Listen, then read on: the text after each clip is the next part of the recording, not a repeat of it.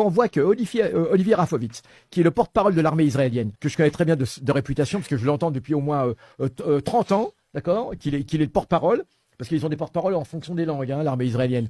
Et lui, c'est le porte-parole en français, que j'ai entendu souvent sur les radios communautaires, débiter, mais avec des discours d'un fascisme absolument incroyable.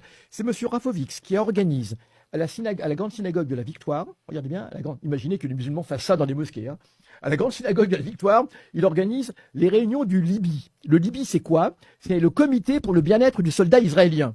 D'accord, c'est extraordinaire parce que le pauvre soldat israélien, il a beaucoup de problèmes, hein, et entre autres, et c'est là-dessus qu'effectivement il y a un grand centre pour ce bien-être qui est en train d'être construit à Haïfa, financé entre autres par Adrahi, et d'autres. Et donc le Libi, Monsieur Rafovitz, c'est lui qui organise les réunions du Libi dans la grande synagogue de la Victoire.